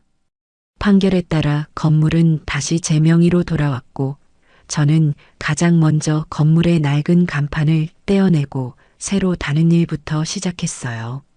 제 남편과 저의 이름 한 글자씩을 따서 연봉빌딩이라는 새로운 이름을 붙여주었죠. 건물을 되찾았다는 소식을 들은 세입자들은 마치 자기 일처럼 기뻐하며 축하해 주었습니다. 그동안 며느리가 건물주 행세를 하며 얼마나 유세시를 떨었는지 불만들이 이만저만이 아니었다고 하더군요. 저는 밀린 관리비를 탕감해주고 앞으로는 제가 직접 건물을 관리하며 불편함이 없도록 하겠다고 약속했습니다. 건물이 다시 제자리로 돌아오니 제 마음도 비로소 안정을 되찾는 것 같았어요. 며느리와 아들은 결국 이혼했습니다. 며느리는 이혼 과정에서 위자료와 재산 분할을 요구하며 마지막까지 발악했다고 해요. 하지만 재판에서 명백하게 유책 배우임이 밝혀졌기 때문에 그녀는 단 한 푼도 받아내지 못하고 맨몸으로 쫓겨나야만 했습니다. 사돈댁 소식도 간간히 들려왔어요. 며느리가 투자하려던 사기꾼 최만규의 다른 피해자들이 집단 소송을 걸면서 바깥 사돈도 그 사기극의 공범으로 조사를 받게 되었다고 합니다. 결국 그동안 모아두었던 재산은 물론 살던 집까지 팔아서 변호사 비용과 합의금을 대느라 완전히 몰락했다는 소문이 들려왔죠. 그들이 뿌린 탐욕의 씨앗이 결국 그들 자신을 파멸로 이끈 것이었습니다. 아들 민식이는 법정에서 위증죄에 대한 판결을 받았습니다. 하지만 모든 사실을 자백하고 깊이 뉘우치고 있는 점, 그리고 저와 합의한 점 등이 참작되어 집행유예와 사회봉사 명령을 선고받았어요. 감옥에 가지 않은 것만도 다행이었죠. 아들은 판결이 끝난 후 저에게 장문의 편지를 보내왔습니다. 편지에는 자신의 어리석었던 과거에 대한 참회와 저에 대한 죄송한 마음이 절절하게 담겨 있었어요. 그리고 앞으로는 절대 제 앞에 나타나지 않고 스스로의 힘으로 죗값을 치르며 살아가겠다고 적혀 있었죠. 저는 그 편지를 몇 번이고 읽어보았지만 답장은 하지 않았습니다. 그 아이에게는 지금 제 용서보다 스스로 일어서는 과정이 더 필요하다고 생각했기 때문이었죠. 그러던 어느 비 오는 날 오후였어요. 제가 차를 타고 외출을 했다가 집으로 돌아오는 길이었습니다. 신호에 걸려 잠시 차를 세웠는데 제 옆으로 배달 오토바이 한 대가 쌩 하고 지나갔습니다. 빗줄기 속에서 위태롭게 달리는 그 오토바이 운전사의 뒷모습이 어딘지 모르게 낯이 익었어요. 자세히 보니 제 아들 민식이었습니다. 흠뻑 젖은 배달 유니폼을 입은 채 헬멧 속에서도 그 고단함과 처연함이 느껴지는 것 같았어요. 아들은 신호 대기선에 멈춰서서 무심코 고개를 돌리다가 차 안에 앉아 있는 저와 눈이 마주쳤습니다. 아들의 눈이 놀라움으로 커지는 것을 보았어요. 잠시 동안 우리는 차창을 사이에 두고 아무 말 없이 서로를 바라보았습니다. 이내 신호가 바뀌자 아들은 황급히 고개를 돌리고는 마치 무언가로부터 도망치듯 빗속으로 사라져버렸습니다. 저는 한참 동안 그 자리에 서서 아들이 사라진 방향을 바라볼 수밖에 없었어요. 가슴 한구석이 아릿하게 저려왔지만 저는 그 아이를 부르지 않았습니다. 저것이 바로 내 아들이 스스로 선택한 속죄의 길이라는 것을 알기 때문이었죠. 저는 되찾은 건물을 어떻게 할지 오랫동안 고민했습니다. 다시 임대 수익을 받으며 편안한 노후를 보낼 수도 있었겠지만 왠지 그러고 싶지가 않았어요. 그 건물은 며느리의 탐욕으로 인해 너무나 큰 상처를 입었고 그 상처를 치유하고 새로운 의미를 부여해주고 싶었습니다. 며칠을 고민한 끝에 저는 남편의 영정사진 앞에서 중대한 결심을 했습니다. 그리고 다음 날 박 변호사님을 찾아가 제 계획을 말씀드렸죠. 변호사님, 저는 이 건물을 기부해서 제 남편의 이름으로 장학재단을 만들고 싶습니다. 제 말에 박 변호사님은 깜짝 놀라시더군요. 사모님, 그게 정말이십니까? 평생을 바쳐 이룬 재산인데 정말 괜찮으시겠어요? 저는 웃으며 대답했습니다. 그럼요. 이 건물이 돈 귀신들의 싸움터가 아니라 어려운 환경 속에서도 꿈을 키우는 젊은이들의 희망이 되었으면 좋겠어요. 하늘에 있는 우리 남편도 분명 그걸 더 좋아할 겁니다. 제 확고한 의지를 확인한 박 변호사님은 이내 감동적인 얼굴로 제 손을 잡으며 말했습니다. 사모님은 정말 대단한 분이십니다. 제가 최선을 다해 돕겠습니다. 그렇게 제 인생의 이 막은 예전과는 전혀 다른 방식으로 새롭게 시작되고 있었습니다.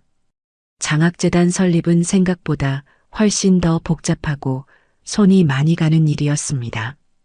법적인 절차는 물론이고 재단의 정관을 만들고 운영 방침을 정하고 함께 일할 사람들을 뽑는 일까지 어느 하나 쉬운 것이 없었죠. 하지만 저는 이상하게도 그 과정이 전혀 힘들게 느껴지지 않았어요. 오히려 하루하루 새로운 활력이 솟아나는 기분이었죠. 텅 비어있던 건물 2층이 재단 사무실로 꾸며지고 하얀 페인트 냄새와 새 가구 냄새가 공간을 채울수록 제 마음도 희망으로 채워지는 것 같았습니다. 며느리의 탐욕과 아들의 어리석음으로 얼룩졌던 이 공간이 이제는 젊은이들의 꿈을 응원하는 희망의 장소로 다시 태어나고 있었으니까요. 제게는 그 무엇과도 바꿀 수 없는 치유의 과정이었습니다. 그렇게 바쁜 나날을 보내던 중 추석 명절이 다가왔습니다. 집집마다 명절 음식을 준비하고 오랜만에 만날 가족들을 기다리는 설렘으로 들썩이는 시기였죠. 하지만 저희 집은 그 어느 때보다 조용하고 텅 비어 있었습니다. 남편이 세상을 떠난 후 처음으로 아들 내외 없이 혼자 맞는 명절이었어요. 저는 억지로라도 명절 기분을 내보려 시장에 가서 송편이며 과일이며 사다가 조촐하게 차례상을 차렸습니다. 남편의 사진 앞에 술을 한 잔 올리고 한참을 말없이 사진만 바라보았죠. 여보, 나 잘하고 있는 거 맞지요? 당신이 평생을 바친 이 건물을 이렇게 써도 괜찮은 거지요? 대답 없는 남편의 얼굴을 보고 있자니 그동안 억눌러왔던 외로움과 서러움이 한꺼번에 밀려왔습니다. 결국 저는 남편의 사진을 붙잡고 한참을 아이처럼 울었어요. 차례를 지내고 텅 빈 거실에 홀로 앉아 창밖을 내다보았습니다. 어둠이 내린 거리에는 고향으로 향하지 못한 사람들이 삼삼오오 모여 작은 명절을 보내고 있었어요. 바로 그때였습니다. 제 눈에 익숙한 인형 하나가 들어왔습니다. 저희 아파트 건너편 가로등 아래 한참을 이쪽을 바라보며 서성이는 남자. 제 아들 민식이었습니다. 녀석은 손에 작은 과일 상자 하나를 들고 차마 아파트 안으로 들어오지 못한 채 망설이고 있었어요. 한참을 그렇게 서 있던 아들은 이내 결심한 듯 아파트 입구로 걸어오더군요. 하지만 초인종을 누르지는 않았습니다. 아들은 문 앞에 과일 상자를 조용히 내려놓고는 저희 집 창문을 향해 허리를 깊이 숙여 인사를 했습니다. 그리고는 미련 없이 돌아서서 어둠 속으로 사라졌어요. 저는 그 모든 광경을 숨죽여 지켜보았습니다.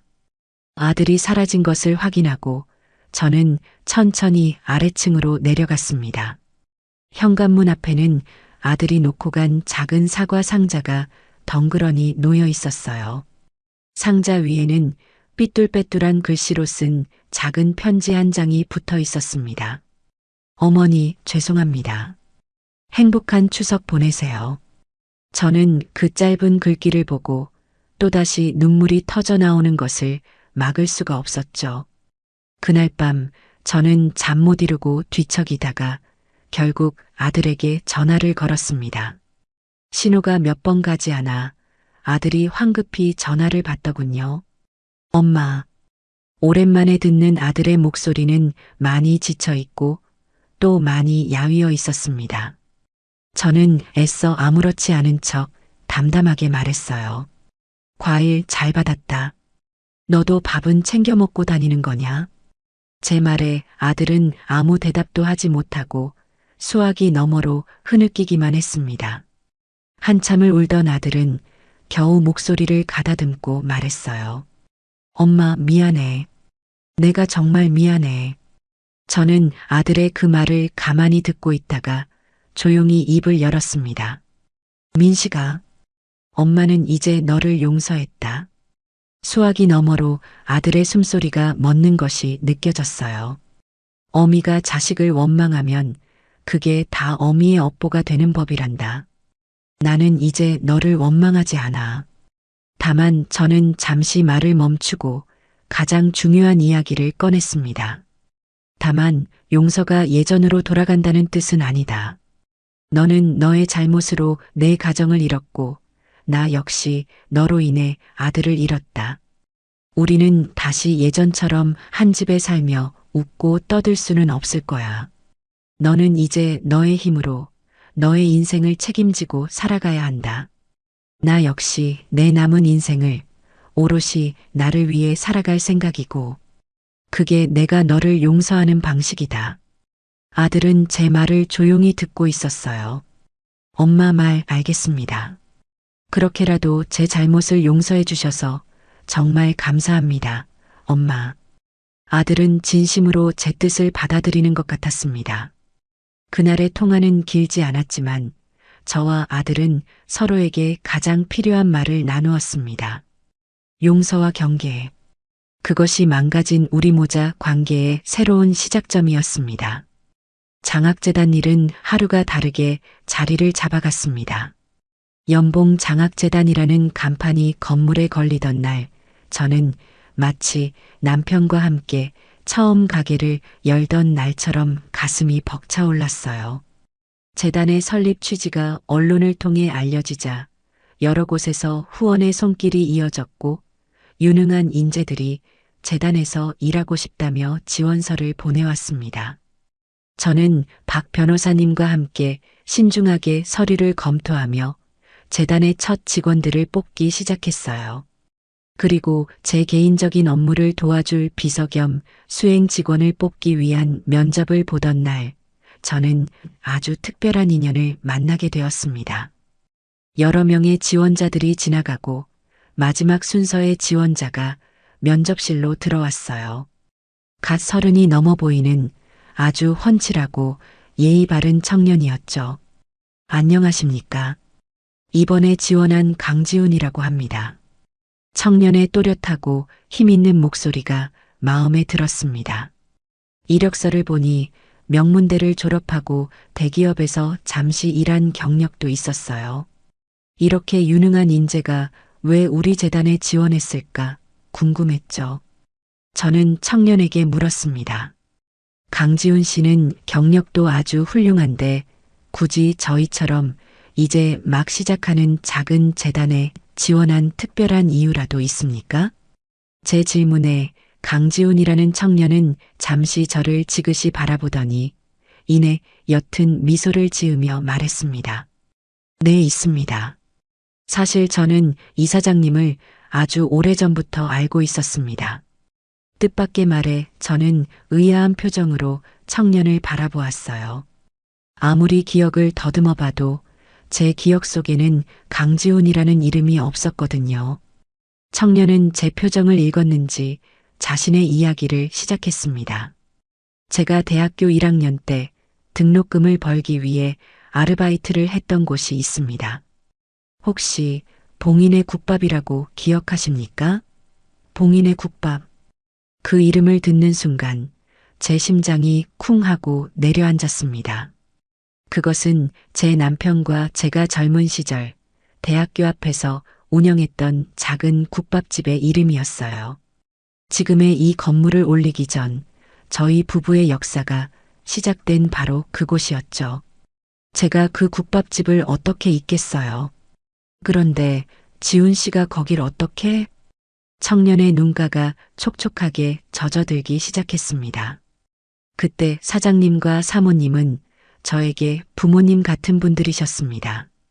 청년의 이야기는 십수년 전의 과거로 거슬러 올라갔어요. 그는 시골에서 상경해 학비와 생활비를 혼자 힘으로 벌어야 했던 고학생이었습니다. 배가 고파서 국밥 국물만 더 달라고 했던 그에게 제 남편은 말없이 고기를 듬뿍 담은 뚝배기를 새로 내어주었다고 해요. 그때 사장님께서 제 어깨를 두드리며 말씀하셨습니다. 젊은 놈이 굶고 다니면 쓰나. 힘내서 공부 열심히 해라. 그 국밥 한 그릇이 당시의 저에게는 세상 그 어떤 진수성찬보다 따뜻하고 든든했습니다. 청년은 또 다른 이야기도 꺼냈습니다. 어느 겨울 그의 어머니가 갑자기 편찮으셔서 급하게 수술비가 필요했을 때 월급날이 아니었음에도 불구하고 제가 그에게 두툼한 현금 봉투를 쥐어주었다는 것이었죠. 어려울 땐 돕고 사는 거다. 나중에 성공하면 그때 갚아라. 제가 했던 그 말을 청년은 지금까지도 잊지 않고 있었습니다. 사모님과 사장님의 그 온정 덕분에 저는 무사히 대학을 졸업하고 사회에 나올 수 있었습니다. 언젠가 꼭 성공해서 이 은혜를 갚겠다고 다짐했는데 얼마 전 신문에서 연봉 장학재단 기사를 보고 이 사장님의 조남을 보고 단번에 사모님이신 것을 알았습니다. 그리고 결심했습니다. 이제는 제가 사모님 곁에서 그 은혜를 갚아야겠다고요. 청년의 이야기가 끝나자 저는 아무 말도 할 수가 없었어요. 잊고 있던 과거의 시간들이 파노라마처럼 눈앞을 스쳐 지나갔습니다. 가난했지만 서로를 아끼고 우리보다 더 어려운 사람들을 도우며 살았던 그 시절의 남편과 제 모습이 저희가 무심코 베풀었던 작은 친절이 씨앗이 되어 수십 년의 세월을 건너 이렇게 늠름한 청년으로 자라 제 앞에 다시 돌아온 것이었죠. 저는 눈물을 글썽이며 자리에서 일어나 청년의 손을 꼭 잡았습니다. 지훈 씨, 정말 고맙습니다. 그리고 환영합니다. 그렇게 강지훈이라는 청년은 제 곁에서 재단 일을 돕는 가장 든든한 조력자가 되었습니다. 아들에게서 받은 상처로 얼어붙었던 제 마음이 과거의 인연이 가져다준 따스한 온기로 서서히 녹아내리고 있었어요. 어느 맑은 가을날 오후였어요. 저는 재단에 기부할 책들을 고르기 위해 지훈 씨와 함께 광화문의 대형 서점에 들렀습니다. 한참 동안 책을 고르고 있는데 서점 근처의 노점에서 채소를 파는 상인과 손님이 시끄럽게 다투는 소리가 들려왔어요. 아니, 이 양반아. 콩나물 한 봉지에 1,000원인데 500원만 깎아달라는 게 그렇게 어려워? 아줌마, 나도 이거 다 남는 거 없이 파는 거요. 싫으면 딴 데 가서 사줘. 목소리가 하도 걸걸해서 저도 모르게 그쪽으로 시선이 향했죠. 그런데 낡은 트레이닝복 차림으로 콩나물 값을 깎기 위해 악을 쓰고 있는 그 여자의 얼굴이 어딘지 모르게 낯이 익었습니다. 자세히 보니 제 전 며느리 유미애였습니다. 한때는 최고급 명품만 걸치고 다니던 그 아이가 지금은 머리를 질끈 묶고 화장기 없는 얼굴로 단돈 500원에 목숨을 걸고 있었어요. 제 심장이 쿵 하고 내려앉았습니다.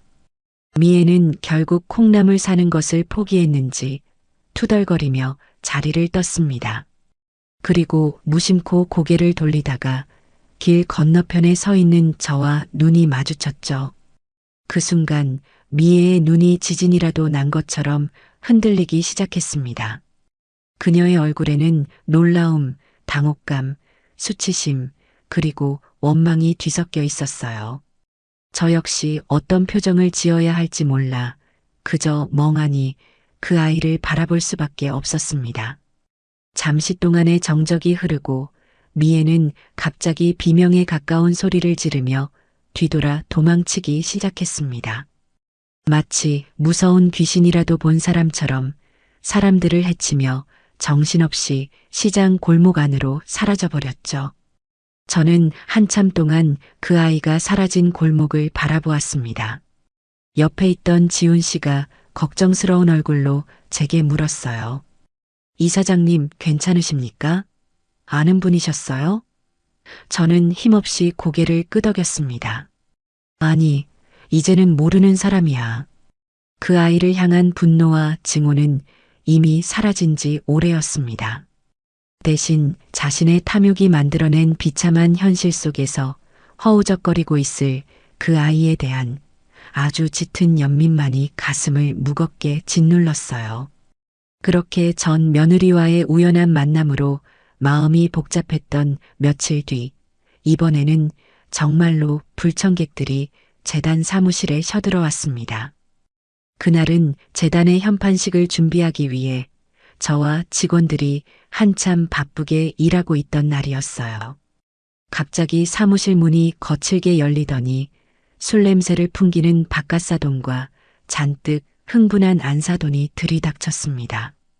두 사람의 행색은 그야말로 말이 아니었어요.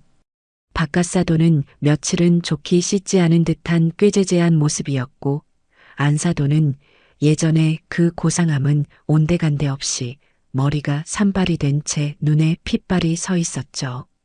사무실에 있던 직원들이 모두 놀라 그들을 쳐다보았습니다. 박갓사돈은 비틀거리며 제게 다가오더니 다짜고짜 책상을 손으로 내리치며 고함을 쳤습니다. 야, 김봉현. 너는 이렇게 번쩍번쩍한 데서 잘 먹고 잘 살고 있는데 우리는 길바닥에 나앉게 생겼어. 이게 다 너 때문이야. 안사돈도 옆에서 악을 쓰며 거들었죠. 맞아. 당신이 우리 딸 인생만 망친 게 아니라 우리 집안을 아주 풍비박산 내놨어. 당신 때문에 우리 남편 사업도 망하고 집도 넘어가고 사기꾼으로 몰려서 경찰서까지 들락거렸다고. 어떻게 좀 해봐. 당신이 책임져야 할 거 아니야. 두 사람은 사무실이 떠나가라 소리를 지르며 온갖 서류들을 바닥에 집어 던지는 등 행패를 부리기 시작했습니다. 지훈 씨와 다른 직원들이 달려들어 그들을 말렸지만 막무가내였죠. 예전에 저였다면 아마 그들의 뻔뻔함에 분노하며 함께 소리를 질렀을지도 모릅니다. 하지만 저는 이상할 정도로 차분했어요. 저는 조용히 자리에서 일어나 그들에게 다가갔습니다. 그리고 아주 나지막하지만 단호한 목소리로 말했죠. 두 분의 인생이 망가진 것은 저 때문이 아니라 두 분의 탐욕 때문입니다. 제 말에 두 사람은 잠시 할 말을 잃은 듯 저를 쳐다보았어요. 저는 계속해서 말을 이어갔습니다. 이곳은 두 분처럼 염치 없는 분들이 와서 행패를 부릴 곳이 아닙니다. 어려운 환경 속에서도 정직하게 땀 흘리며 살아가는 젊은이들의 꿈을 응원하기 위해 만들어진 신성한 공간입니다. 두 분은 이곳에 있을 자격이 없어요. 그러니 당장 나가주십시오. 제 단호한 태도에 안사돈이 다시 이성을 잃고 제 머리채라도 잡을 것처럼 달려들었습니다. 뭐? 자격? 이 여자가 지금 누굴 가르치려고 들어. 하지만 그 손이 제게 닿기 전 지훈 씨가 그 앞을 막아섰습니다. 그리고 사무실 입구에는 지훈 씨가 미리 연락해둔 보안 요원들이 도착해 있었죠. 더 이상 소란 피우시면 업무 방해로 경찰에 신고하겠습니다. 보안 요원들의 경고에 박갓사돈은 기가 죽었는지 멈칫했지만 안사돈은 끝까지 발악을 했습니다. 결국 두 사람은 보안 요원들의 손에 양팔이 붙들려 추하게 몸부림을 치며 사무실 밖으로 끌려나갔습니다. 복도까지 그들의 저주 섞인 고함이 들려왔지만 저는 더 이상 돌아보지 않았습니다. 제 인생을 좀먹던 과거의 그림자들이 그렇게 완전히 정리되는 순간이었어요. 저는 직원들에게 놀라게 해서 미안해요. 이제 다시 일합시다라고 말하며 아무 일도 없었다는 듯 제자리로 돌아와 서류를 검토하기 시작했습니다. 드디어 연봉 장학재단의 첫 장학금 수여식이 열리는 날이 밝았습니다. 재단이 위치한 건물 대강당은 장학생으로 뽑힌 20명의 학생들과 그 가족들, 그리고 재단 후원자들로 가득 차 있었어요. 저는 단상에 서서 반짝이는 희망으로 가득 찬 학생들의 얼굴을 하나하나 바라보았습니다. 그 맑은 눈들을 보고 있자니 지난 몇 달간의 시름과 아픔이 눈 녹듯이 사라지는 기분이었습니다. 제 차례가 되어 저는 마이크 앞에 섰습니다. 그리고 제가 미리 준비해 온 원고 대신 제 마음속의 이야기를 하기 시작했어요. 오늘 이 자리에 선 학생 여러분, 그리고 귀한 자녀들을 훌륭하게 키워내신 학부모님 여러분, 진심으로 축하드립니다. 이 장학금은 단순히 여러분의 학비를 지원하기 위한 돈이 아닙니다. 저는 잠시 숨을 고르고 제 남편의 이야기를 꺼냈습니다. 이 장학금에는 평생을 정직과 성실이라는 두 단어만 믿고 살아오신 한 남자의 땀과 눈물이 담겨 있습니다.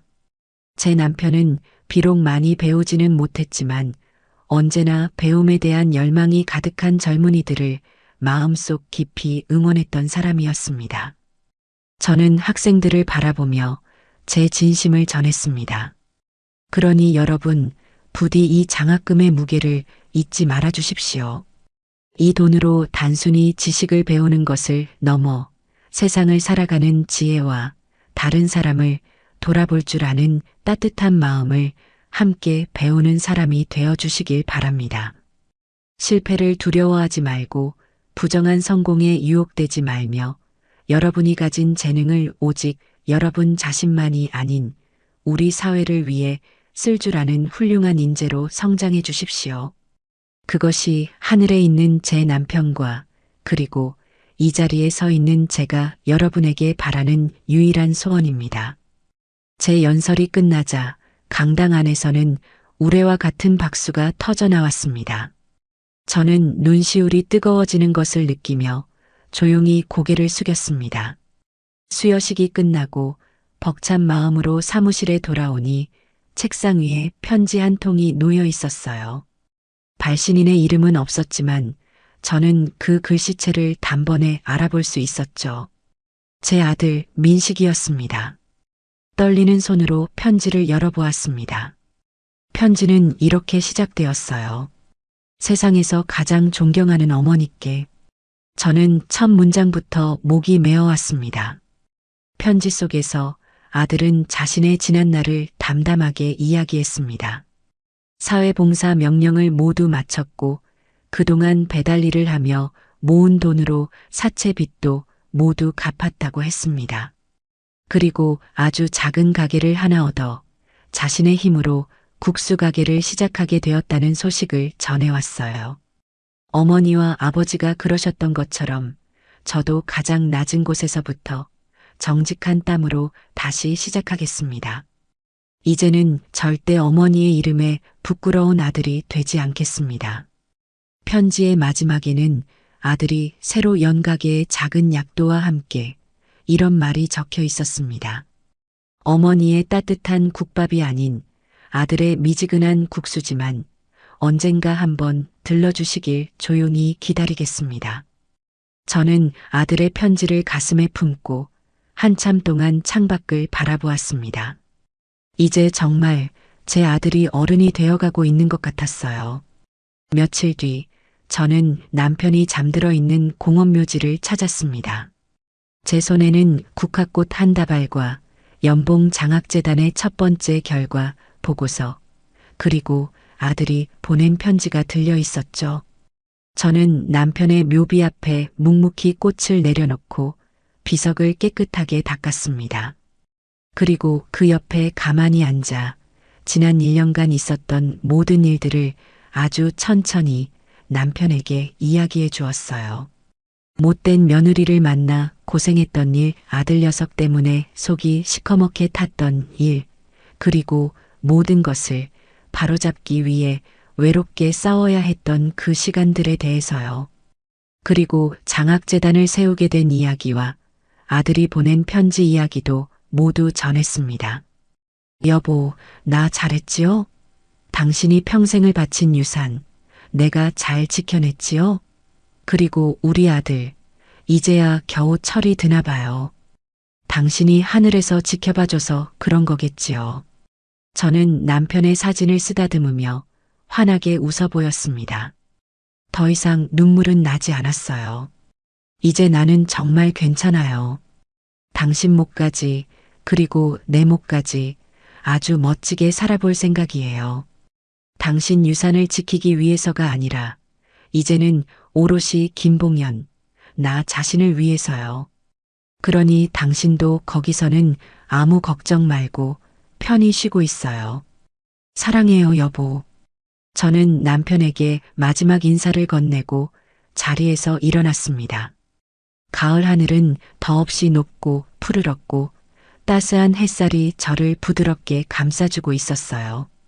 저는 그 햇살을 받으며 아주 가벼운 발걸음으로 제 인생의 새로운 길을 향해 걸어가기 시작했습니다. 제 이야기를 끝까지 들어주셔서 정말 감사해요.